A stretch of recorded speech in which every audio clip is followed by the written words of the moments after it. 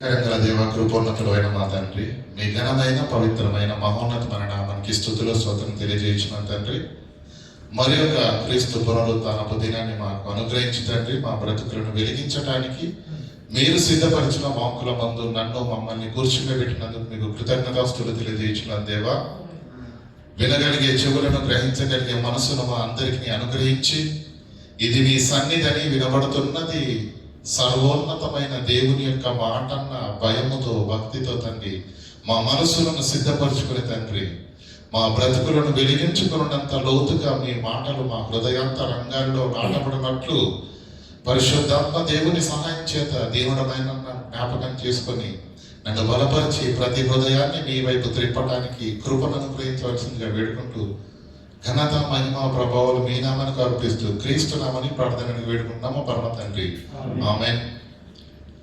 ప్రియులారా, మరి ఈరోజు కూడా మీకు ఒక ఉన్నతమైనటువంటి అంశాన్ని నేర్పించాలని నేను ఆశపడుతున్నాను. ఈరోజు ఆధునిక సాంకేతిక పరిజ్ఞానము అంతరిక్షపు పుంతలను తొక్కుతుంది కదా. మనిషి ఒకనాడు ఒక ప్రాంతం నుంచి మరో ప్రాంతానికి నడవడానికే కష్టపడిన ఆది మానవుడు, ఆధునిక మానవుడు ఈరోజు అంతరిక్షంలోనికి కూడా అడుగు పెడుతున్నాడు. మనిషి యొక్క జీవిత విధానంలో మార్పు ఇచ్చిందేమో కానీ భక్తి విషయానికి వచ్చేసరికి ఆనాటి ప్రజలు ఎలా ఉన్నారో ఈనాటికి ప్రజలు అలాగే ఉన్నారు. హబక్కుకు రాసిన గ్రంథాన్ని ఒకసారి తీయండి దయచేసి.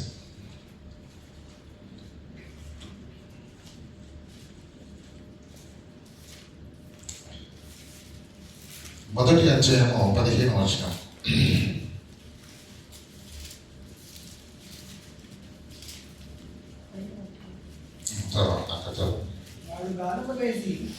ఎవడు? మన బెస్ట్ ఫ్రెండ్, అపోజిషన్, అపవాది సాతాను. వాడు గానము వేసి మానవులందరినీ గుచ్చి నాకి ఉన్నాడు,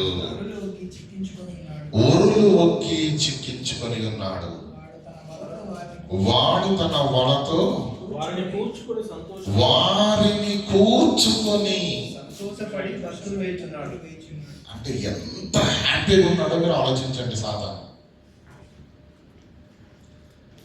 విశ్వాసులుగా క్రైస్తవ జీవితాలను ప్రారంభించి అపోస్తలుల బోధను వాక్యంగా వింటున్న మనము క్రైస్తవ జీవితములో ఒక నిర్దేశమైనటువంటి నియమ నిబంధనలతో కూడిన దేవుని శాసనాలతో మన జీవితము ముందుకు సాగాలని వింటూ అనుసరిస్తూ కొనసాగుతున్న భక్తులకు ఆలోచించవలసినటువంటి అవసరము ఉన్నమాట. వాడు గాలము వేసి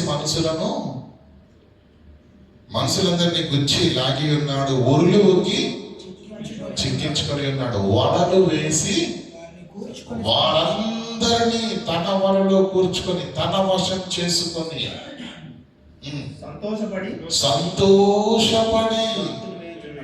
గంతులు వేస్తున్నాడట. సంగమ ఆలోచిస్తున్నారా ఈ మాటను? అపవాది సంతోషంతో గంతులు వేస్తున్నాడట. గాలం అనే పదం ఎందుకు ఉపయోగించారంటారు? వేశారండి? గాలం వేశారా? ఎలా లేదు చెరువు దగ్గరికి చేపలు పట్టడానికి వెళ్ళలేదేంటి? ఎన్ని వస్తాయండి గాలానికి? ఒకటే ఉంటుంది కదా, ఒకటే. ఆదాము గారు అప్పుడు కొళ్ళు ఇద్దరే ఉన్నారు కదా, ప్రారంభం అందుకే గాలులు మాత్రం వేశాడు. కాస్త జనులు పెరిగేసరికి ఉరులు పెట్టాడు. ఉరులు పెడితే పక్షులకు ఉరులు పెడతారు కదండి, ఒక్కటి పడదు, కొన్ని పడతాయి. జనం కాస్త విస్తరించేసరికి అక్కడ ఏం చేశాడు? గాళ్ళతో పనవద్దు. ఇప్పుడు ఏం చేయాలి? ఊరులు. అప్పుడు ఆడు కూడా అప్డేట్ అవుతూ ఉంటాడు ఎప్పటికప్పుడు. ఇక మానవాళి విస్తారంగా అయిపోయేసరికి ఇప్పుడు ఏం చేశాడు? వల ఏమేశాడండి? ఆ వలలో అందరూ చిక్కుకున్నారు. ఏమేశాడు? వల. ఇంగ్లీష్లో ఏమంటున్నది? నెట్. ఆ నెట్ ఉంటే అయిపోయిందండి. ప్రపంచాన్ని తన హస్తగతం చేసుకున్నాడు. నెట్టును వేశాడు. మనం ఏమనుకుంటున్నాం? పిచ్చుకలకు వేసేవాళ్ళు అనుకుంటున్నారా? ఆడు నెట్ వేసాడు. ఇంటర్నెట్ అది ఆడి టెక్నాలజీ. ప్రతి మనిషి హృదయాంతరంగాలలో చెడును ప్రేరేపించి ప్రియులారా సమస్తాన్ని, ప్రపంచాన్ని తన హస్తగతము చేసుకున్నాడు, ఇంక్లూడింగ్ దేవుని పిల్లలతో. ఎందుకు ఈ మాట నేను చెప్పగలుగుతున్నానంటే ప్రియులారా, వాడు గంతులు వేస్తూ, ఒకవేళ దేవుని పిల్లలు వాడి తంత్రములకు లొంగని వారైతే వాడు ఏం చేసేవాడు తెలుసా? అమృతాంజన్ జెండు బాబు వాడే ముందు రాసుకునేవాడు. తలపోటు. నేను ఎన్ని ప్రయత్నాలు చేసినా దేవుని పిల్లలు నా మాట వినట్లేదని చెప్పేసి వాడు చలించడంతో దుప్పటి కప్పుకొని పండుకునేవాడండి. కానీ వాడు ఏం చేస్తున్నాడు? గంతులు వేస్తున్నాడు. అంటే దాని అర్థం ఏంటి? ప్రపంచం పైన ఒక బలిష్టమైన పట్టును వాడు సాధించాడు. మానవాళ్ళందరినీ తన వలలో కూర్చుకున్నాడు. నూటికో కోటికో ఒక్కరి గురించి నేను మాట్లాడట్లేదు. ద మెజారిటీ ఆఫ్ పీపుల్ అందరూ దాని యొక్క వలలో, వాడి యొక్క వలలో చిక్కుకున్న వారే. అర్థమవుతుందా లేదా? ఎవరికి ఏది వేయాలో, ఎవరిని ఎలా చిక్కించుకోవాలో, ఎవరిని ఎలా పట్టాలో వాడికి తెలిసినంత ప్రపంచంలో ఎవరికి తెలియదు. పిల్లికి బిర్యానీ పెట్టారనుకోండి, తింటదా? నాకు బిర్యానీ అడుగుతున్నానండి. పిల్లికి బిర్యానీ పెడితే తింటదా? చికెన్ బిర్యానీ, మటన్ బిర్యానీ, దమ్ బిర్యానీ ఏం తినదు కదా. కుక్కకేస్తే కుక్క ముందు పెట్టామనుకో ఉంచుదా ఉంది, శుభ్రంగా తింటది. అంటే కుక్కకు బిర్యానీ అన్నం కావాలి, పిల్లికి పాలు కావాలి కదా. అంటే ఎవరికి ఏది కావాలో నీకు తెలుసు, నీకేం కావాలో వాడికి బాగా వేస్తాడు, కరెక్ట్గా వేస్తాడు. తన వలలోకి లాక్కుంటాడు. ప్రియులారా, పక్షులు మీకు ఇంతకు ముందు చెప్పినట్టు గుర్తుంది. పక్షులు ఎప్పటికప్పుడు వేటగాళ్ళు వచ్చి మరి పక్షులను తీసుకుని వెళ్ళేసరికి పక్షులందరూ ఓ మీటింగ్ పెట్టుకున్నారు. మీటింగ్ పెట్టుకుని మరి ఇంత అమాయకంగా ఉంటున్నాం మనము, వాడు వచ్చి గింజలు తినేసరికి ఆవురు అంటే ఆశపడి వెళ్తున్నాము, మనం గింజలు తినే లోపు వాడు పైనుంచి వలేసేస్తున్నాడు, మనం పట్టుకొని పోతున్నాడు. మనం ఇంత అమాయకంగా ఉంటే బ్రతకలేం కనుక మనం చాలా జాగ్రత్తగా ఉండాలి. కాబట్టి మనల్ని ఆ మోసములో నుంచి కాపాడే ఒక పాఠం సిద్ధం చేసుకుందాం అనుకున్నారండి. అంటే అది మోసము అని మనల్ని తెలియజెప్పడానికి, మనకు గుర్తు చేయడానికి, మనము జాగ్రత్త పడడానికి ఒక రిమైండర్ను మనం సెట్ చేసుకుందామని చెప్పేసి ఏం చేశారంటే పాటను కంపోజ్ చేశారండి. ఏం చేశారు? పాటను. ఏమని? పోయేవాడు వస్తాడు, గింజలు చల్లుతాడు, పట్టుకుంటాడు, బుట్టలో వేసుకొని ఎత్తుకొని పోతాడు. ఈ పాట పాడినప్పుడు, ఆ పాటను విన్నప్పుడు ఎందుకోసం రాశారు పాటను? ఎందుకోసం సిద్ధం చేసుకున్నారు చెప్పండి? పనుల హడావిడిలో ఉండి ఒకవేళ మర్చిపోతే ఈ పాట స్టార్ట్ అయ్యేసరికి అప్పుడు అర్థం కావాలి, అమ్మో అలర్ట్ కావడానికి, ఆ మోసంలో పడకుండా జాగ్రత్త పడడానికి, తాము రక్షించుకోవడానికి ఆ పాటను వాళ్ళు సిద్ధం చేసుకున్నారు. కొన్ని రోజులు రాగానే పోయేవాడు వచ్చాడు, పాట స్టార్ట్ చేశారు. ఇక పోయేవాడు వస్తాడు, గింజలు చల్లుతాడు, పట్టుకుంటాడు, వల వేసి చిక్కించుకుంటాడు, పట్టుకొని బుట్టలు వేసుకొని తీసుకుని పోతాడు.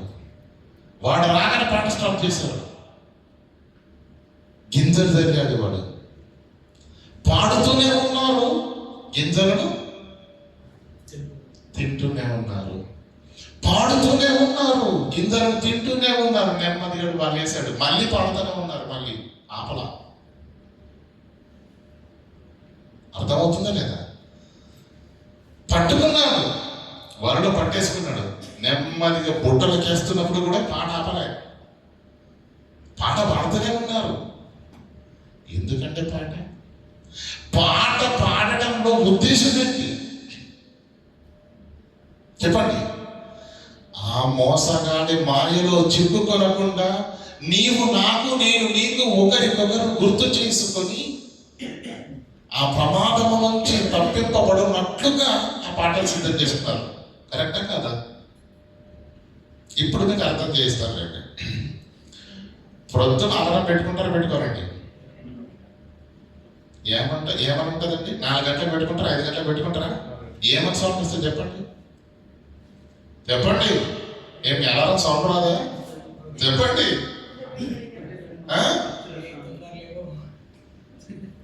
గొప్పడు వేరే నీ అలారం అంటదేంటి? సౌండ్ మాత్రం వస్తుంది, టోన్. అవునా కదా? టోన్ నీకేమైనా చెప్పిందా? నువ్వు వెళ్ళాలి, నువ్వు డ్యూటీకి వెళ్ళాలి, నువ్వు స్నానం చేయాలి, నువ్వు అన్నం వండుకోవాలి, నువ్వు సిద్ధపడాలి, ఇవన్నీ ఏమైనా చెప్పిందా? ఇవన్నీ నీకు ఎలా గుర్తుకొచ్చాయి? ఒక్క రింగ్ టోన్. ఈ రింగ్ టోన్ నిన్ను జ్ఞాపకం చేసినప్పుడు, నీకన్నీ గుర్తు చేసినప్పుడు, నీ సిద్ధపరిచినప్పుడు, వారు కూడా ఆ మోసంలో పడకుండా ఉండటానికే ఆ పాటను కంపోజ్ చేశారు. యాక్చువల్గా పాడుకుంటూ ఎక్కడికి వెళ్ళారు? బుట్టలోకి. ఆ పాట ఉపయోగం ఉందండి. పాడుతూ పాడుతూ మోసపోయారు పక్షులు. వాక్యాన్ని వింటూ వింటూ మోసపోతున్నాడు క్రైస్తవుడు. మనుషులు అనకండి.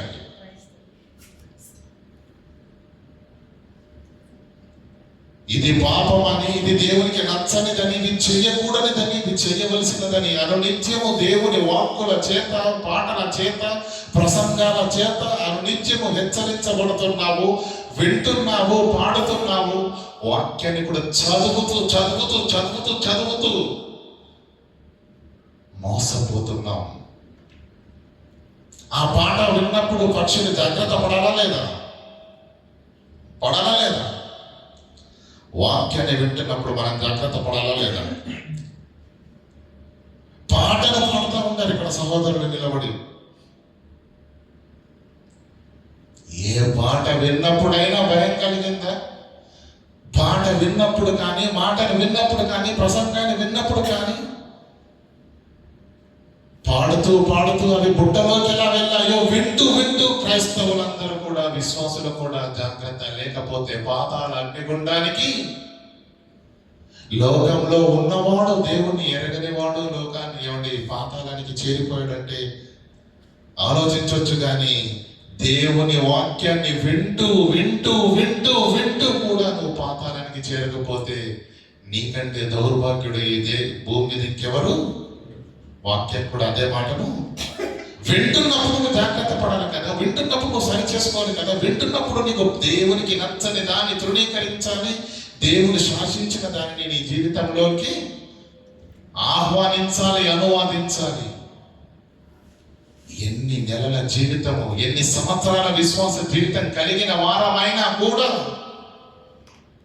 మార్పు మాత్రము ఒకవేళ లేకుండా ఉంటే, పాట పాడుతూ పాడుతూ అవి బుట్టలోకి ఎలా వెళ్ళాయో మాటలు వింటూ వింటూ వింటూ కూడా ఖచ్చితంగా ఏదో ఒక దినము మార్చబడకపోతే, మారకపోతే, సరిచేసుకోకపోతే, దేవుని హెచ్చరికను విని కూడా నువ్వు విడిచిపెడితే ఒకనాడు నీవు నేను కూడా ఈ లోకాన్ని విడిచి పాతాళ అగ్నిగుండానికి చేరవలసిన వారమే. ఎందుకు మార్పు రావట్లేదు? ఎందుకు మారడం లేదు? చాలా ఆశ్చర్యం వేసిందండి నాకు. కొన్ని బర్త్డేలు కానీ, మన పెళ్ళి యానివర్సరీలు ఉంటాయి కదా, మన స్నేహితులే కావచ్చు, మన శ్రేయోభిలాషులే కావచ్చు, కొన్ని సందర్భాల్లో మనము పనులు పడి పలకరించడం మర్చిపోయామనుకో, విష్ చేయలేదనుకోండి, చాలా ఇబ్బంది అవుతుంది. అవునా కదా? అంటే చాలా ఎక్కువ ప్రేమలు ఆప్యాయతలు ఉన్నటువంటి వారి మధ్యన ఒకవేళ పని భారం వల్ల మనం మర్చిపోయామనుకోండి, అది వాళ్ళకు చాలా బాధను కలిగిస్తూ ఉంటుంది. ఇలాంటి సందర్భాలు ఎప్పుడైనా ఎదురయ్యా? అప్పుడు ఏం చేస్తాం మనం తెలివిగా?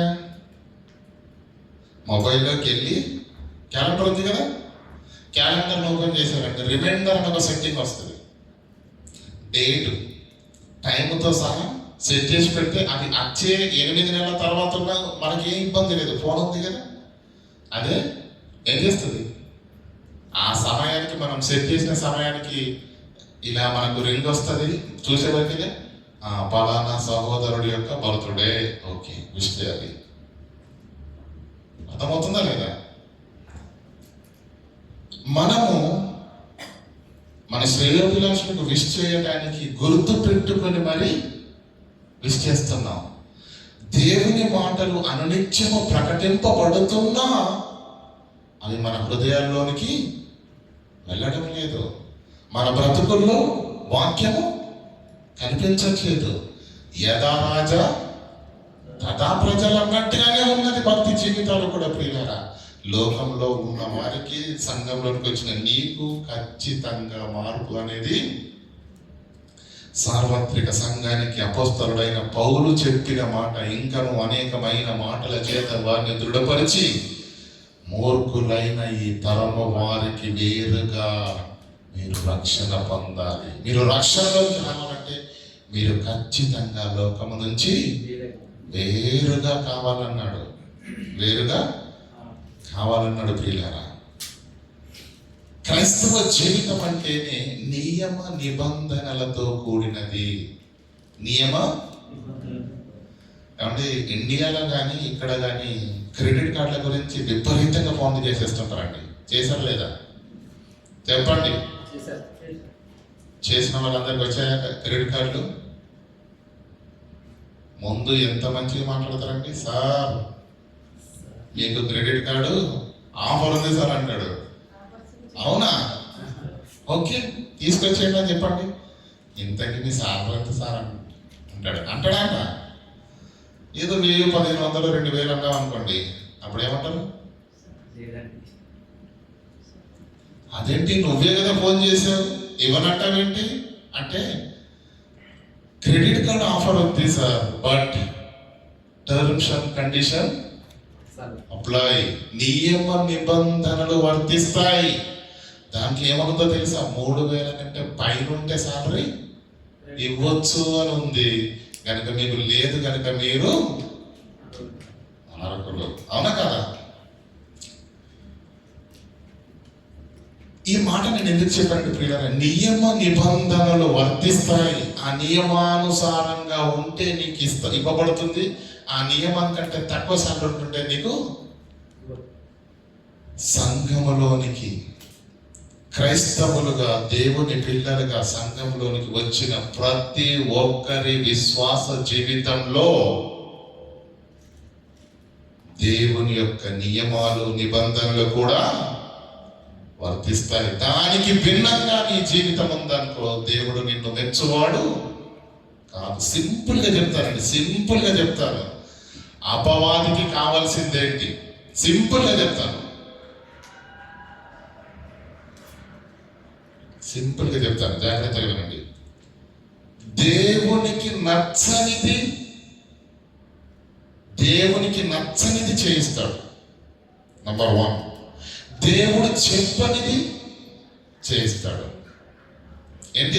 ఒకటి, దేవుడికి నచ్చనిది చేయిస్తాడు మనతోటి. నంబర్ 1. దేవుడు చెప్పనిది చేయిస్తాడు. నంబర్ 2. దేవుడు చెప్పినదని ఖచ్చితంగా చేయనీయాడు. దేవుడు చెప్పినది ఖచ్చితంగా చేయనీయడు. ఎందుకు? అది వాడికి ప్రాబ్లమే అది. నువ్వు వాక్యానుసారంగా ఉంటే పరలోకం వెళుతావు కనుక నిన్ను ఎక్కడ లాక్ చేయాలో వాడు అక్కడే లాక్ చేస్తాడు. దేవుని వాక్య ప్రకారంగా బ్రతకకూడదు. నెంబర్ 1, దేవుడు చెప్పనిది నీతో చేయిస్తాడు. నెంబర్ 2, దేవునికి నచ్చని దాన్ని నీతో చేయిస్తాడు. ఇంకేం చేయవలసిన అవసరత? వాడు చేతికి మట్టంటించుకోకుండా నేరం చేసే రకం వాడు. అర్థమవుతుందా? కనుక 3 విషయాలు చాలా జాగ్రత్తగా. 1, దేవునికి నచ్చనిది మనతో చేయిస్తాడు. నెంబర్ 1. నెంబర్ 2, దేవుడు చెప్పనిది మనతో చేయిస్తాడు. నెంబర్ 3, దేవుడు చెప్పిన దాన్ని ఖచ్చితంగా చేయనీయాడు. దేవుడు చెప్పిన దాన్ని ఖచ్చితంగా మాత్రం చేయనీయడు. ప్రియులారా, ప్రపంచంలో ఉన్న విశ్వాసులైన వారి కూడా ఈ కేటగిరీలోకి వచ్చే అవకాశాలు చాలా ఎక్కువగా ఉన్నాయి. ఎందుకంటే వాడు వలతో వారందరినీ కూర్చుకొని ప్రపంచంగా హస్తగతం అయిపోయింది, అందరూ నా వలలో ఉన్నారు, అందరూ నా మాయలో ఉన్నారు అని గంతులు వేస్తున్నాడు. దేవుని పక్షాన ఉన్నవారెందరు? దేవుని కొరకు నిలబడిన వారెందరు? దేవుని కొరకు నిలబడిన వారు ఉంటే వాడికి అస్సలు నిద్రే పట్టదు. అపోస్తలుడైన పౌలు, ప్రభువైన యేసుక్రీస్తు, అపోస్తలుడు అగ్రగణ్యుడైన పేతురు ప్రారంభ శతాబ్దంలో ఉన్న క్రైస్తవ భక్తులను చూసినప్పుడు వాడు ఏ రోజు కూడా బీపీ టాబ్లెట్ లేకుండా పడుకుని ఉండేవాడు కాదు. మీకు అర్థం కాదని చెప్పాను. సాధారణ టాబ్లెట్ వేసుకుంటుందని మనిషి కౌంటర్లద్దు.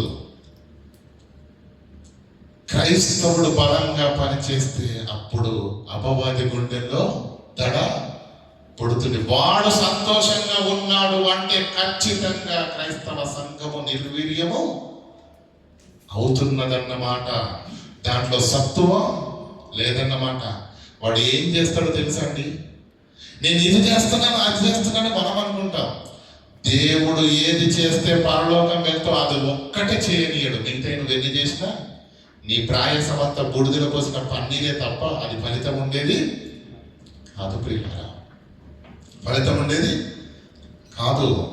కనుక మన క్రైస్తవ జీవితాలు వాక్యంలో కట్టబడాలి అంటే, మన క్రైస్తవ జీవితాలు వాక్యంతో అంటుకట్టబడాలి అంటే, ఫలభరితంగా మారాలి అంటే, ఫలాలు తీసుకొని రావాలి అంటే, మనము మహిమాన్వితులుగా మారాలి అంటే, ప్రభు పరిచర్యలో 3 సూత్రాలు చెప్పాడు. చూడండి, మార్కు సువార్త 4:24. మార్కు 4:24.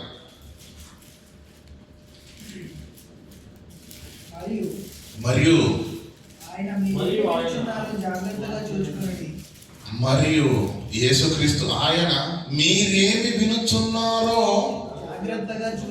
జాగ్రత్తగా చూసుకోండి.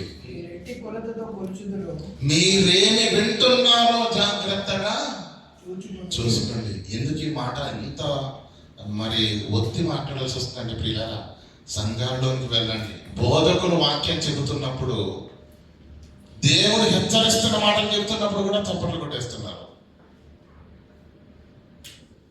దేవుడు మీ ఎడల కోపంగా ఉన్నాడు అని దేవుడు దేవ సేవకుడు హెచ్చరిస్తున్న మాటలు చెబుతున్నప్పుడు భయపడవద్దండి. చిన్నపిల్ల దగ్గరికి వెళ్ళి కర్ర తీసుకొని కొడతానంటే ఏం చేస్తుందండి? నవ్వుతుందా పాపం? భయపడిపోద్ది. మరి ఇంత వయసు వచ్చిన తర్వాత దేవుడు గద్దిస్తాడు అని దేవుని హెచ్చరిక చేస్తున్నప్పుడు ఎలా ఉండాలండి? కామెడీ అయిపోయిందండి వాక్యం ఈరోజు. ఏ మాట చెబుతున్నా కూడా దాన్ని స్వీకరించే స్థితిలో ప్రజలు ఏదో చెప్తున్నారులేండి ఆమెనంటే మాత్రం అదొక్కటి వినిపిస్తుందండి. ఏది వాక్యం అంతా మనసు ఉండదు. ఆమెనన్నావా అమ్మయ్యా అయిపోయిందిరా. అలా ఉన్నాయి సంఘాలు, విశ్వాసులు. మీరేమి వింటున్నారో జాగ్రత్తగా చూసుకోండి. అది చాలా ఇంపార్టెంట్. ఎందుకో తెలుసా? అది పరలోకములో నుంచి వచ్చిన మాట, సకల జగాలను కలిగించిన సర్వేశ్వరుని మాట. నిన్ను బ్రతికించి పరలోకానికి నడిపించే మాట. కనుక మీరు ఎలా వినాలి? మీ చెవులు విప్పి మీ హృదయాలను తెరిచి సిద్ధపడిన మనసుతో, భయముతో, భక్తితో దేవుని యొక్క వాక్యము వింటే తప్ప మీ హృదయాంతరంగాల్లో అది నాటబడదు. నంబర్ 2, హెబ్రీయులకు రాసిన పత్రిక 2వ అధ్యాయం 1వ వచనం. హెబ్రీయులకు రాసిన పత్రిక 2వ అధ్యాయం 1వ వచనం. కావున మనము మీరేమి వింటున్నారో జాగ్రత్తగా చూసుకోండి అన్నాడు కదా. మనం వింటున్నాం కదా జాగ్రత్తగా. వింటున్న మనతో మాట్లాడుతున్న దేవుని మాట. మనము వినిన సంగతులను విడిచిపెట్టి కొట్టుకొని పోకుండానట్లు, వినిన సంగతులను విడిచిపెడితే కొట్టుకొని పోకుండానట్లు మనం ఏమైపోతామంటండి? కొట్టుకొని పోకుండానట్లు. మరి విశేష జాగ్రత్తగా ఏ మాటలనైతే నీవు విన్నావో ఆ మాటల యందు నువ్వు ఎలా ఉండాలి? విశేష జాగ్రత్త కలిగిన వాడిగా ఉండవలెను. మీరు వినిన సంగతులను విడిచిపెట్టి కొట్టుకొని పోకుండానట్లు ఆ విన్న సంగతుల యందు విశేషమైన జాగ్రత్త అన్నా, ఓన్లీ జాగ్రత్త ఉండమన్నాడా? So be careful. అక్కడేమన్నా వినుటలో జాగ్రత్త అన్నాడు, ఇక్కడ విశేష జాగ్రత్త అంటున్నాడు. 2 పేతురు 3వ అధ్యాయం 11వ వచనం చదవండి.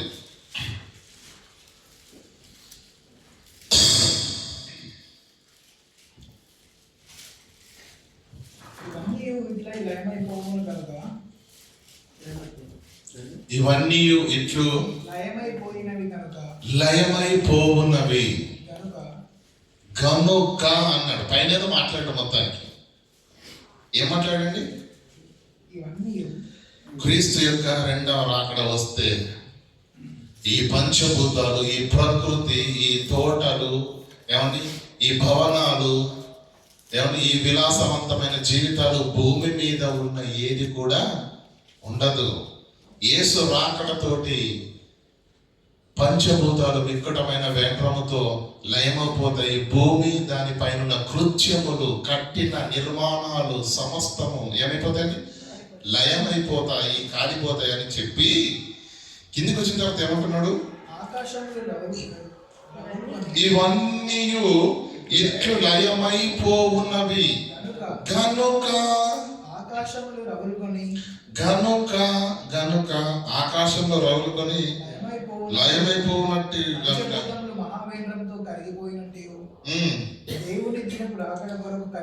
అది అలా జరిగే పరిస్థితి ఉన్నది కనుక నువ్వేం చేయాలి? సంఘంలో ఉన్న నీవు, క్రైస్తవుడమైన నీవేం చేయాలి? విశ్వాసాలైన నీవేం చేయాలి? దేవుని దినము రాకడ కొరకు కనిపెట్టుచు, దాని ఆశతో అపేక్షించుచు పరిశుద్ధమైన ప్రవర్తనతోను ఎలా ఉండాలటండి? పరిశుద్ధమైన ప్రవర్తన అంటే అది చాలా చాలా చాలా ప్రాముఖ్యమైనది, చాలా భయంతో కూడుకున్నది. ఎక్కడికి వెళితే నాకేది అంటుకుంటుందా అన్న అనుక్షణం భయముతో పరిశుద్ధ ప్రవర్తనతోనూ భక్తితోనూ ఎంతో జాగ్రత్త, ఎంతో వినటంలో జాగ్రత్త, విన్న తర్వాత విశేష జాగ్రత్త, బ్రతుకులో ఎంతో జాగ్రత్త, భక్తి జీవితంలో పరిశుద్ధమైన ప్రవర్తన కలిగిన వారై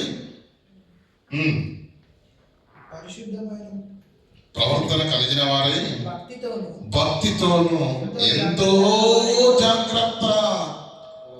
ఎంత జాగ్రత్తను దేవుడు మనకు చెబుతా ఉంటే క్రైస్తవుల్లో అంత భయం ఉందంటారండి, అంత సీరియస్నెస్ ఉందా? మీరు విన్న సంగతులను విడిచిపెడితే కొట్టుకొని పోతారు కనుక మీరు ఏ మాటలైతే విన్నారో ఆ మాటల యందు ఎలా ఉండమన్నాడు? విశేష జాగ్రత్తను కలిగి ఉండమంటే ఈ వారం చెప్పిన పాట వాక్యవారం, దాని పేరు కూడా మనకు గుర్తుండదు. అది చెప్పాను కదా, సాతాను బాగా కష్టపడ్డాడు. ఏం చెప్తాడు? నువ్వు దేవుడు ఏదైతే చెప్పాడో దేవుని వాక్యం ఏదైతే సెలవిస్తుందో అది మాత్రము చేయనీయడు. చూస్తారా? మత్తయి సువార్త 7వ అధ్యాయం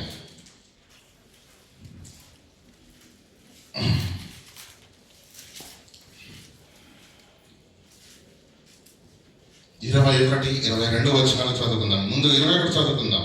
ప్రభువా ప్రభువా అని నన్ను పిలుచు ప్రతి వాడును పరలోక రాజ్యంలో ప్రవేశించడు గాని పరలోకమందున నా తండ్రి చిత్తం ప్రకారం చేయువాడు. అంటే యేసుక్రీస్తు చాలా స్పష్టంగా చెప్పేస్తున్నాడు, ఎవరు పరలోక రాజ్యానికి చేర్చబడతారో, ఎవరు నిత్య జీవాన్ని పొందుకుంటారో అని చాలా స్పష్టంగా 2 మాటలు తెలిపేశాడండి.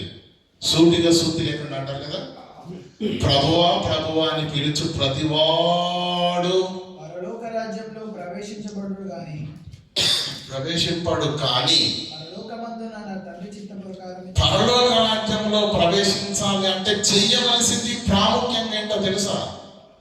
పరలోకమందున్న తండ్రి చిత్తాన్ని భూమి మీద జరిగించువాడు వెళతాడే తప్ప ప్రభువా ప్రభు అని పిలుచువాడు కాదు అని వాక్యంలో తేటగా సెలవిస్తుంది. అవునా కదా? అంటే ఏది చేయవలసింది ఏది చేయకూడదు చెప్పండి మీరు. ఇప్పుడు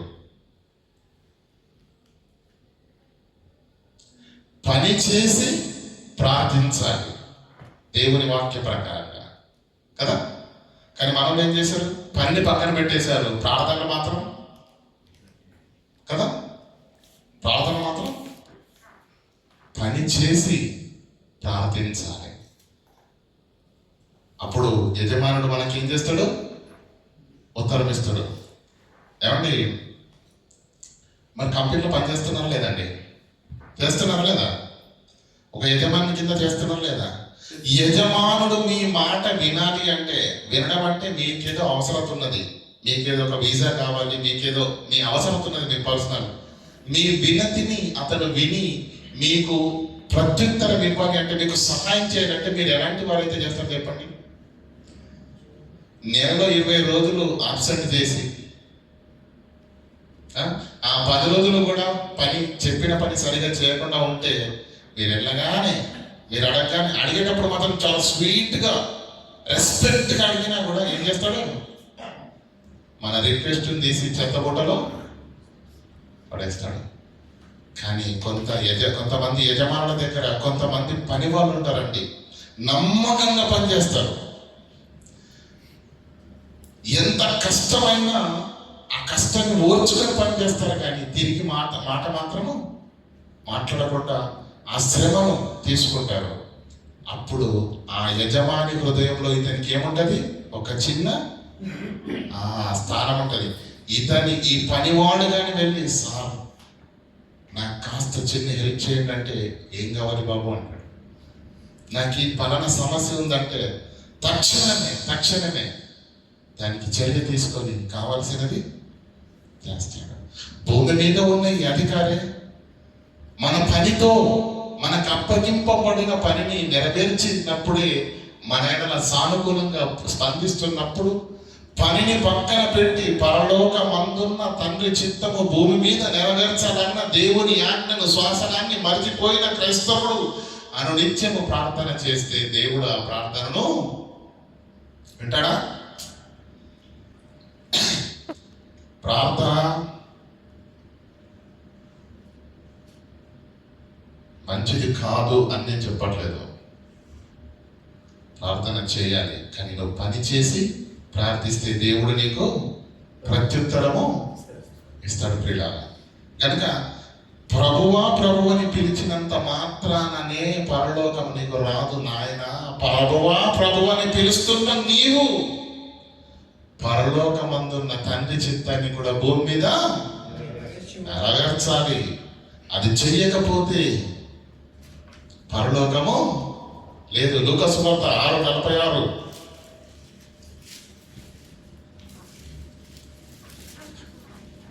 నేను చెప్పు మాటల ప్రకారం మీరు చేయక ఏం చేస్తున్నారండి?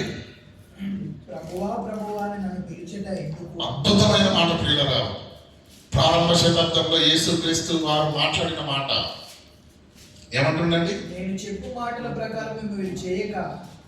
నేను చెప్పే మాటల ప్రకారంగా మాత్రం మీరు చేయక కానీ ఇంకేదో చేస్తున్నారు ప్రభువా చేస్తున్నారు హడావిడి చేసేస్తున్నారు, సందడి చేసేస్తున్నారు బాగానే ఉంది. దే ఆర్ డూయింగ్ సంథింగ్, వారు ఏదో చేస్తున్నారు. కానీ వారు చేస్తున్నది యేసు చెప్పినట్టుగా మాత్రము.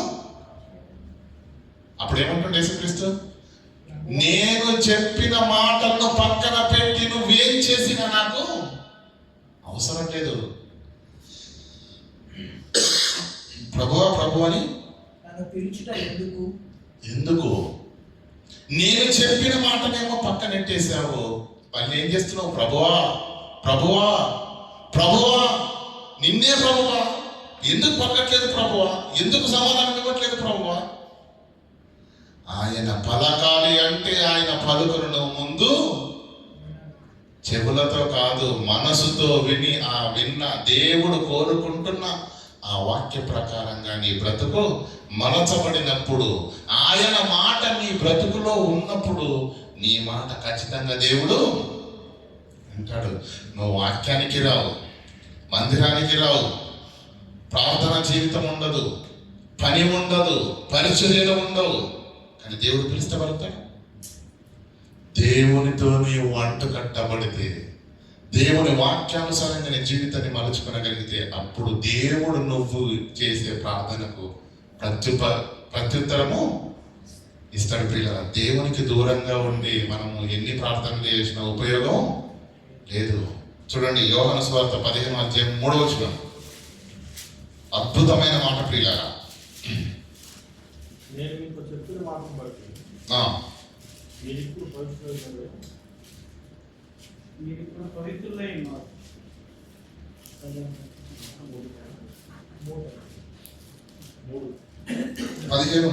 15:3 అన్న 15:3 నేను మీకు చెప్పిన మాటను బట్టి మీరు ఇప్పుడు పవిత్రులై ఉన్నారు. ఆయనలో నిలిచి మీ యందు నేను నిలిచిందును.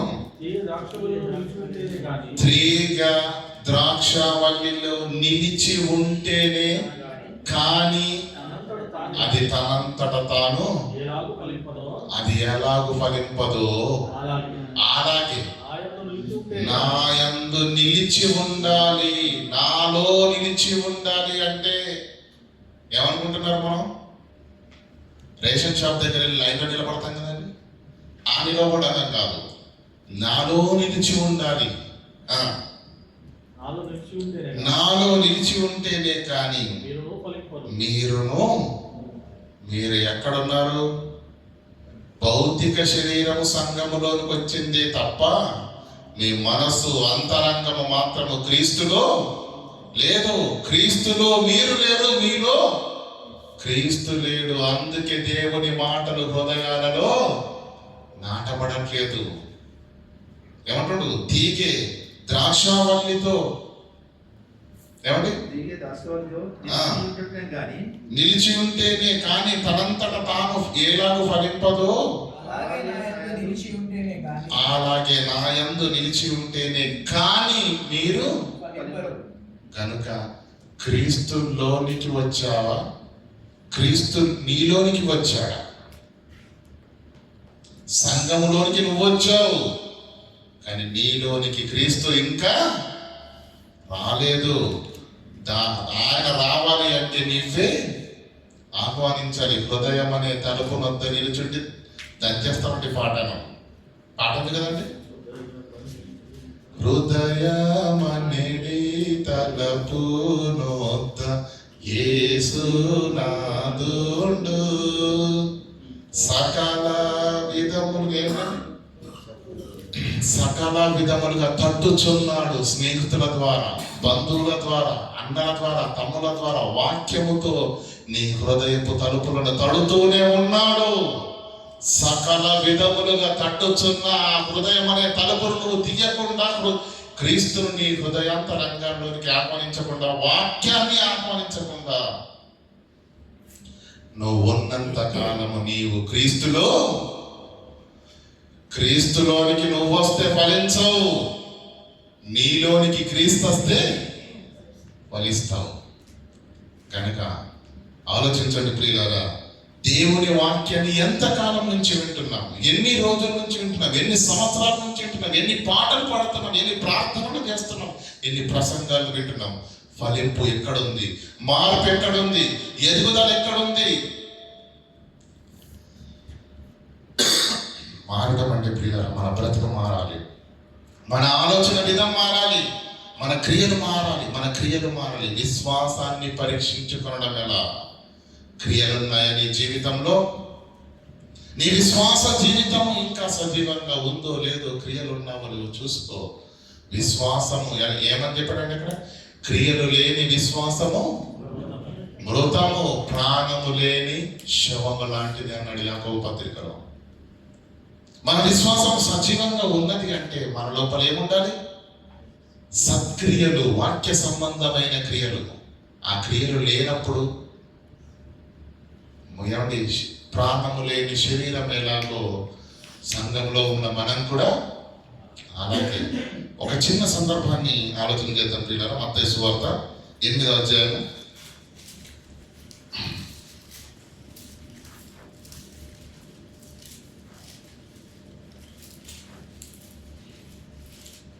8వ అధ్యాయం 18 నుంచి చదువుకుందాం. యేసు తన యొద్దనున్న జన సమూహమును చూచి అద్దరికి వెళ్ళవలనని ఆజ్ఞాపించెను. అంతటా ఒక శాస్త్రి వచ్చి బోధకుడా, నువ్వెక్కడికి వెళ్ళినను నీ వెంట వచ్చేదనని ఆయనతో చెప్పాడు.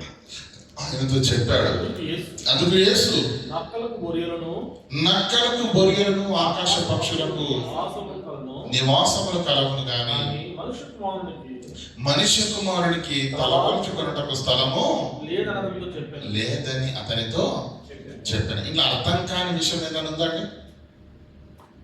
ఒక శాస్త్రి వచ్చాడు, యేసుక్రీస్తు ప్రభు దగ్గరికి వచ్చి ఏమంటున్నాడు?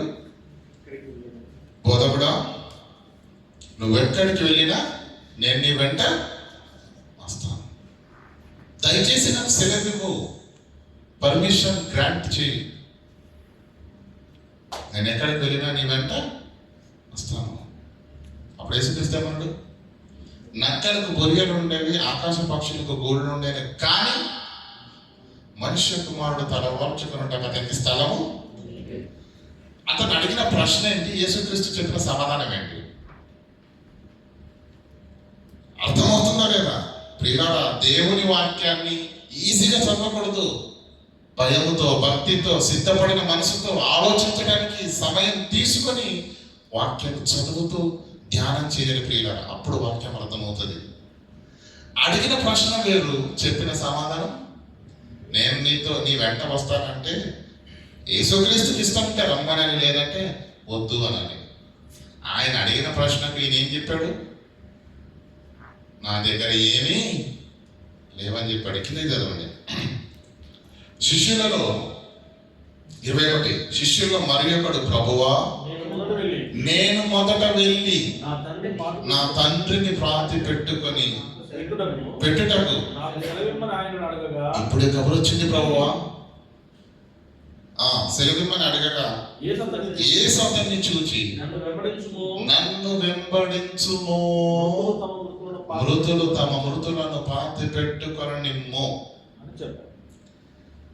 బాగా ఆలోచించండి. మనకు తెలుసు 12 మందిని పరిచర్యకు పంపించినప్పుడు కూడా యేసుక్రీస్తు అంటాడు కదా, కోత విస్తారంగా ఉంది, పనివారు కొద్దిగా ఉన్నారు కనుక మీరేం చేస్తారంటే కోత యజమానుని పనివారిని పంపమని మీరు వేడుకోండి. అంటే ప్రారంభ శతాబ్దంలో కానీ ఎప్పుడైనా కానీ ప్రియులారా, పనివారి కొరత అనేది సంఘంలో ఉంది. అర్థమవుతుందా? పనివారి కొరత అనేది సంఘంలో ఉన్నది. ఒక శాస్త్రి వచ్చి తనంతట తానుగా, యేసు బలవంతం చేయలేదు, పేతురు గారు బలవంతం చేయలేదు, తనంతట తానుగా స్వచ్ఛందంగా యేసుక్రీస్తు దగ్గరికి వచ్చి, అయ్యా బోధకుడా, నేను ఎక్కడికి వెళ్ళినా నీ ఎంట వస్తాన్న వాడినేమో యేసుక్రీస్తు ఏం చేశాడు? రిజెక్ట్ చేశాడు. అంటే అనుకూలంగా ఉన్నాడు, రావడానికి సిద్ధపడే ఉన్నాడు. సిద్ధపడిన వాడినేమో యేసుక్రీస్తు వద్దంటున్నాడు. ఇతడు ఏంటి? శిష్యులలో ఒకడు. అంటే యేసుక్రీస్తుతోనే ఉన్నాడు, యేసుక్రీస్తు శిష్యుల్లో ఒకటిగా ఉన్నాడు. 12 మంది గురించి కాదు, యేసుక్రీస్తుకి 70 మంది శిష్యుడు. అందులో ఒకరిగా ఉన్న ఆ శిష్యుడు పరిస్థితి బాగాలేదు. తండ్రి చనిపోయాడు, కబురు వచ్చింది. తండ్రి చనిపోయినప్పుడు కబురు వచ్చినప్పుడు వెళ్ళాలా వద్దా? చెప్పండి. ఖచ్చితంగా వెళ్ళాలి. కనుక ప్రభువును పర్మిషన్ అడుగుతున్నాడు. ప్రభువా, ఇప్పుడే కబురు వచ్చింది, మా నాన్నగారు చనిపోయారంట, నేను అక్కడ టైం వేస్ట్ చేయను, వెళ్ళి పాతి పెట్టి వెంటనే మరలా మీతో జాయిన్ అవుతాను, నో ప్రాబ్లం. ఈ సమయంలో అతన్ని పంపించాలా వద్దా? అనుకూలంగా సిద్ధపడి, అనుకూలంగా ఉన్నవాడు, సిద్ధంగా ఉన్నవాడు, సిద్ధపడి వచ్చినవాడు స్వచ్ఛందంగా వస్తా అని శాస్త్రం అంటే యేసుక్రీస్తును రిజెక్ట్ చేశాడు. ఇక్కడ ఉన్నవాడు కఠినమైన పరిస్థితి. తనను కన్న తండ్రి చనిపోయినప్పుడు నేను వెళతానంటే యేసుక్రీస్తు ఏమన్నాడు? మృతులు తమ మృతులను పాత పెట్టుకుంటారు, నువ్వేం చేయమన్నాడు? నన్ను వెంబడించుము అన్నాడు. ఇక్కడ ఇతను ఎందుకు వెళ్ళనివ్వలేదు? అతన్ని ఎందుకు రానివ్వలేదు? క్లియర్గా అర్థం కావడానికి అర్థమవుతుందా లేదా? అతను వస్తానన్నా కూడా యేసుక్రీస్తు యాక్సెప్ట్ చేయలేదు. ఇతడు వెళతానన్నా కూడా ఇతన్ని యేసుక్రీస్తు విడిచి పెట్టలేదు. ఎందుకు చెప్పండి? అతను కూడా వస్తాడు కదా. శిష్యులు దేవుని పనిలో ఉన్నారు, వెరీ గుడ్. ఆ శాస్త్రి కూడా ఏమన్నాడు? I want to join with you అన్నాడు కదా. మరి ఎందుకు యేసుక్రీస్తు నిరాకరించాడు? యోహాను సువార్త 2వ అధ్యాయం 25వ వచనం.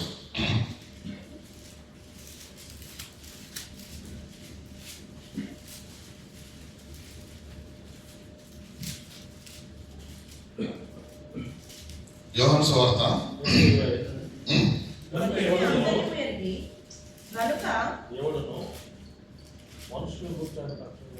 24 అయితే యేసు అందరినీ ఎరిగిన వాడు గనుక ఎవరి గురించో ఎవరు యేసుక్రీస్తుకు వెళ్ళి కొత్తగా చెప్పవలసిన అవసరత లేదు. యేసు అందరినీ ఎరిగిన వాడు కనుక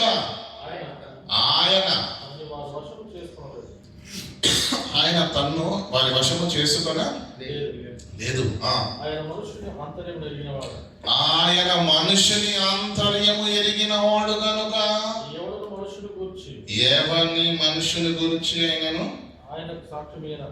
ఎవరి మనుషుని గురించి యేసుక్రీస్తు దగ్గరికి వెళ్ళి ప్రభువా వీడి గురించి నీకు తెలుసా, వీడు బాగా చాక్లెట్ల దొంగ అని చెప్పాల్సిన అవసరం ఏమీ లేదు. మనుషుని ఆంతర్యాన్ని ఎరిగిన వాడు, మనుషుని అంతరంగాన్ని ఎరిగిన వాడు కనుక యేసుక్రీస్తు మాట మాట్లాడంటే దాని వెనకాల చాలా చరిత్ర ఉంటది. శాస్త్రికి ఎందుకు ఆ సమాధానం చెప్పాడు? నేను నీ వెంట వస్తాను ప్రభువా, నేను నీ వెంట వస్తాను ప్రభువా అని ఒప్పుకొని స్వచ్ఛందంగా ఇష్టపడి వస్తున్న వాడికి ఇష్టం ఉంటే రమ్మనని, లేదంటే వద్దనని. అతని హృదయాంతరంగాన్ని ఎరిగిన యేసు ఏమని సమాధానం చెప్పాడు? ఏమని చెప్పాడు? నక్కలకు బొరియలుండెను, ఆకాశ పక్షులకు గోళ్ళుండెను. దీన్ని మన భాషలో ఏమంటారండి? మన భాషలో ఏమంటారు? ఏం చెప్తున్నాడు యేసుక్రీస్తు అతనికి సమాధానం? నీకు అర్థం కాలేదేమో. 10 ఎకరాల భూమి ఉంది, 2 ట్రాక్టర్లు ఉన్నాయి, 2 వడ్ల మిషన్లు ఉన్నాయి, 50 తులాల బంగారం ఉంది. ఏమంటారు దీన్ని? స్టేటస్, ఆస్తి, అంతస్తు, హోదా, సకల ఏమండి అంటే తన హోదాను చెప్తున్నాడు యేసుక్రీస్తు. మనుషుని ఆంతర్యము ఎరిగిన వాడు కనుక ఆ శాస్త్రి వచ్చి అయ్యా నేను నీ వెంట వస్తాను అనగానే ఏమన్నాడు తెలుసా? నక్కలకు బొరియలుండెను, ఆకాశ పక్షులకు గూళ్ళుండెను, కానీ మనుష్య కుమారునికి తల వాల్చుకొనుటకు స్థలము లేదు. సూచక క్రియ చేయగానే సిరియా దేశం అందంతటా వ్యాపించెను. యేసుక్రీస్తు చనిపోయిన వారిని తిరిగి లేపేసరికి దేశ విదేశాలకు వెళ్ళిపోయింది. వార్త దేశాలు దాటేసింది. ఆయన మాట పవర్ఫుల్, ఆయన చేతిలో పవర్ఫుల్. ఆయన చేతి పెట్టి ప్రార్థన చేస్తే 5 రొట్టెలు 2 చిన్న చేప ముక్కలు 5,000 మందికి వచ్చాయి. చనిపోయిన శవాన్ని పాడిని ముట్టి తాకితే చచ్చిన వాడు బ్రతికి కూర్చున్నాడు. ఆయన పవర్ ఏంటి, ఆయన స్టేటస్ ఏంటి? కనుక ఆ పవర్ను చూశాడు వాడు శాస్త్రి, ఆ స్టేటస్ ను చూశాడు. ఇతని వెనకాల ఉంటే నాకు కూడా పేరొస్తుంది. ఆయన పేరు మారమోగపోతున్న ఆ తరుణంలో, ప్రభువా నేను నీ వెంట.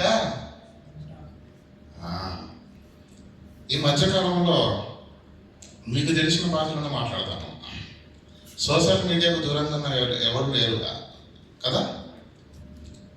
ఫేస్బుక్లో కానీ, ఇంకోటి ఏంటి ఇన్స్టాగ్రామ్లో కానీ, ఇంకా టిక్టాక్లో కానీ అకౌంట్ కింద 2 పదాలు కనిపిస్తాయి. మనము పోస్ట్ చేసిన వీడియోలు ఉంటాయి, అవునా? ఫాలోవర్స్ అని ఉంటుంది కదా, ఉంటుందా ఉంటుందా? చెప్పండి. ఎప్పుడు మొబైల్ చూడనట్టు ఏ యాప్ ఓపెన్ చేయనట్టు చెప్తున్నారేంటి? చెప్పండి.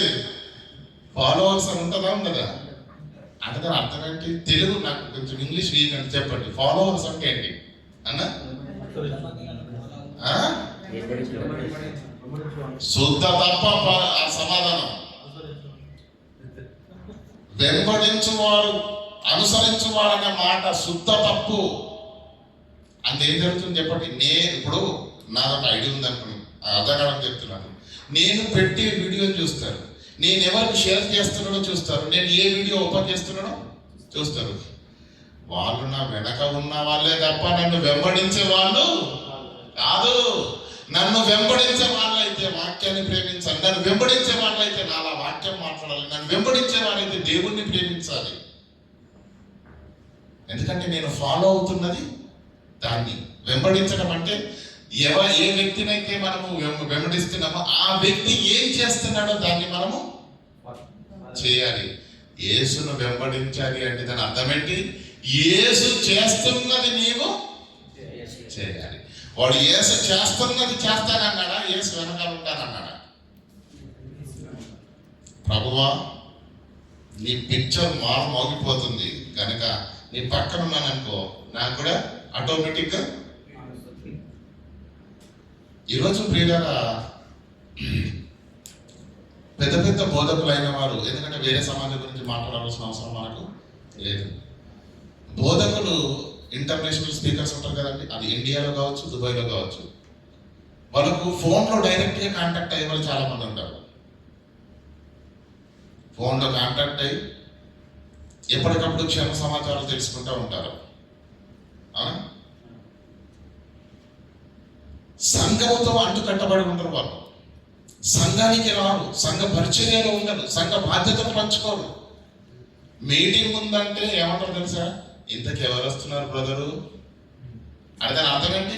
నేను రావాలి అంటే వచ్చే వ్యక్తిని బట్టి వస్తాను, వచ్చే వ్యక్తిని బట్టి నేను వస్తాను. అలా అయిపోయింది.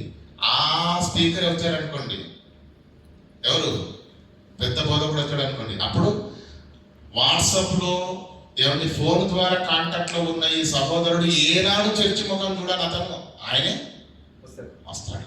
వచ్చి వందనాలు బ్రదర్ అనేసరికి ఇక్కడ చర్చిలో పడిదాపలు కాస్తూ, కష్టపడుతూ, ఏమిటి కుర్చీలను సర్దుతూ, ఏమిటి కెమెరాలను మోస్తూ, ఏమిటి పాట, ఎన్నో పనులు ఉంటాయి కదండి. ట్రాన్స్పోర్ట్ విషయంలో ఇవన్నీ చేసేవాళ్ళు ఎక్కడో ఉంటాడు చివరిన. వందనాలు బ్రదర్ అనేసరికి ఆ సేవకునికి పేరుతో సహా అతను తెలుసు. ఏం కోరుకుంటున్నాడు? ఆ గొప్ప వ్యక్తి దగ్గర నాకు గుర్తింపు రావాలి, నేను తెలియాలి అతనికి, అతను నన్ను చూడాలి, నన్ను గుర్తుపట్టాలి అని వారితో సంబంధం పెట్టుకోవాలని, ఒక బోధకుని దగ్గర నాకు గుర్తింపు ఉండాలి, ఒక సేవకుని దగ్గర నాకు గుర్తింపు ఉండాలి, ఒక రాజకీయ నాయకుని దగ్గర నాకు గుర్తింపు రావాలని కార్యకర్తలు పడరాని పాటలు పడుతున్నారు. కారణం, అతని దృష్టిలో నేనుంటే, అతని పక్కన నేనుంటే. రాజకీయ నాయకుల్లో కూడా అదే జరుగుతుందండి. పని చేసేవాడు ఎప్పుడు ఫోటోలలో కనిపించడండి. వాడు ఎక్కడో ఉంటాడు, మీటింగ్ జరుగుతూ ఉందంటే ఆడు ఎక్కడో పాపం ఏదో పనిలో ఉంటాడు. రాజకీయ నాయకుడు పక్కన వచ్చి నిలబడతాడండి. ఎందుకు? అక్కడ ఇద్దరు ఉంటే వాడిని లాగేసి మరి నిలబడతారు. ఎందుకు? ఫోటోలో వస్తే మనం సమాజానికి, ప్రపంచానికి కనబడతాము. వెంట ఉండాలనుకునే బ్యాచ్ ఇదంతా. శాస్త్రం ఏమన్నాడు? ప్రభువా, నువ్వు ఎక్కడికి వెళ్ళినను నేను నీ వెంట వస్తాను. ఎందుకో తెలుసా? నీవు సమాజానికి ఏ విధంగా కనిపిస్తున్నావో, నీ పక్కనుంటే నేను కూడా సమాజానికి కనిపించాలి. ఈ పిక్చర్లో నేను కూడా ఉండాలి. నీ వెనక వస్తాను.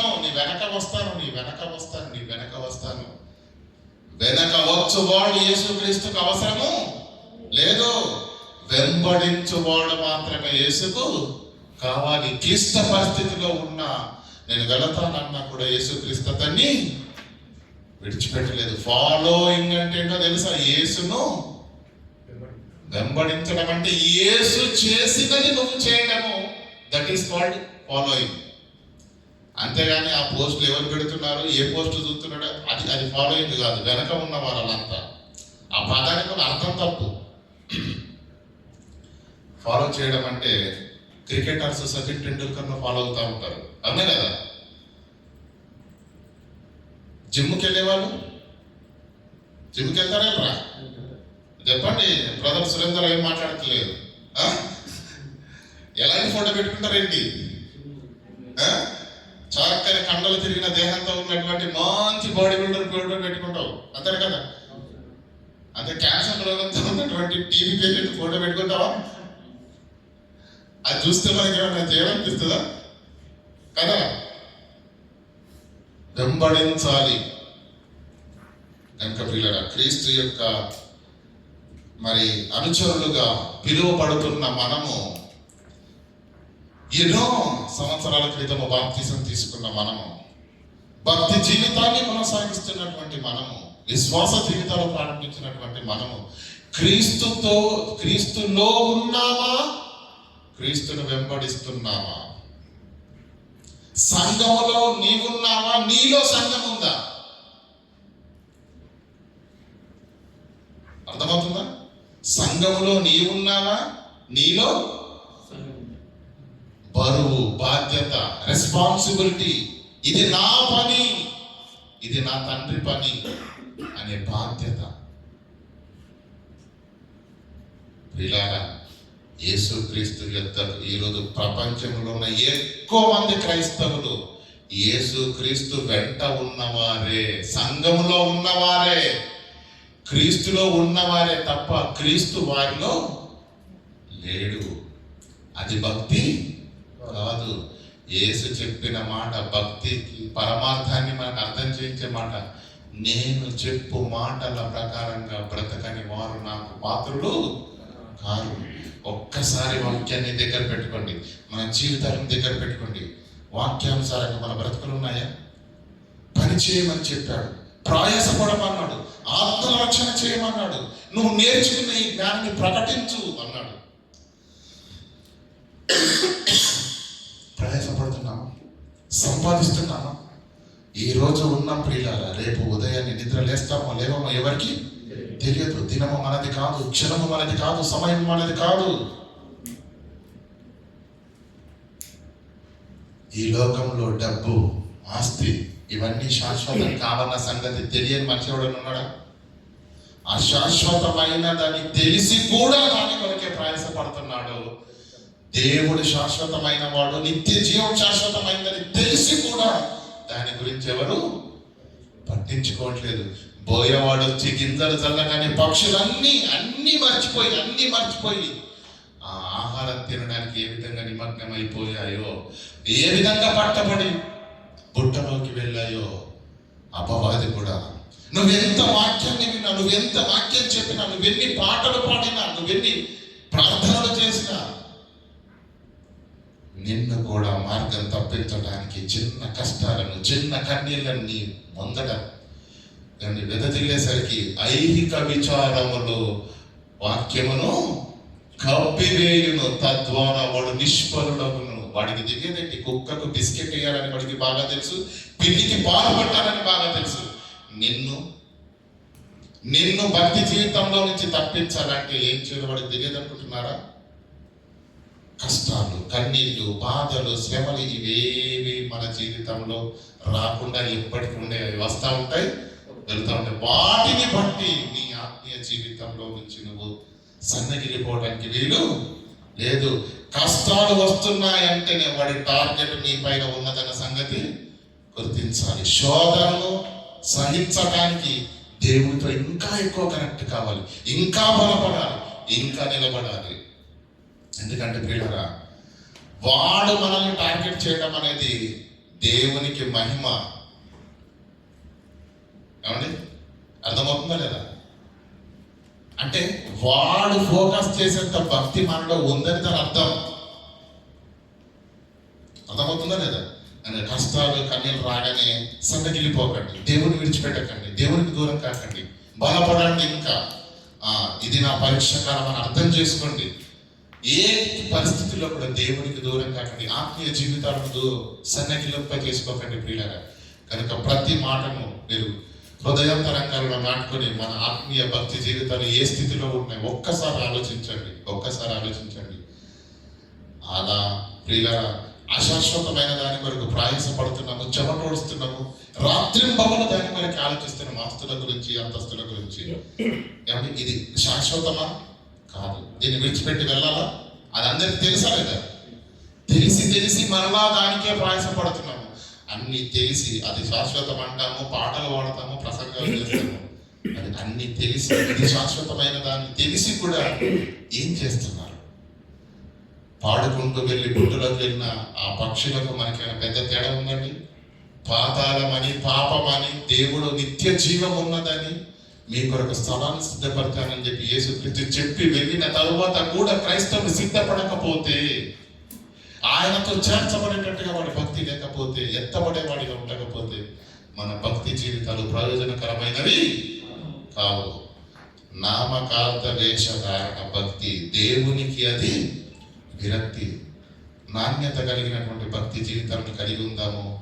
దేవుని మహాకృపను బట్టి ఎత్తబడే వారిగా మనం అందరము మన బ్రతుకులను మార్చుకుందాం కాక ప్రార్థన చేసుకుందాం. కనికరం గల దేవ, కృపోన్నతుడైన మా తండ్రి, మీ ఘనమైన పవిత్రమైన నామానికి వందనాలు, స్తుతులు, స్తోత్రం తెలియజేసిన దేవ, మా ఆత్మీయ జీవితాలను బలపరిచే బలమైన లోతైన మాటలను మాకు సూటిగా స్పష్టంగా తండ్రి నేర్పించినందుకు వందనాలు తండ్రి. మా జీవితాలలో కష్టాలు, కన్నీళ్లు, బాధలు, శ్రమలు అనునిత్యము ఉంటాయి తండ్రి. వాటిని బట్టి మా భక్తి జీవితము సన్నగిలిపోకుండా అపవాది కలిగిస్తున్న ఈ అగ్ని వంటి శ్రమలలో నుంచి, కుటుంబ శోధనలో నుంచి తండ్రి, ఆరోగ్య పరిస్థితుల్లో నుంచి, ఆర్థిక పరిస్థితుల్లో నుంచి మేము ఏ విధంగా తండ్రి మీ యందు అంటుకట్టబడి విజయం పొందాలన్న మాటలను తండ్రి మాకు బలపరిచినందుకు తండ్రి కృతజ్ఞతాస్తుతులు తెలియజేస్తున్నాము.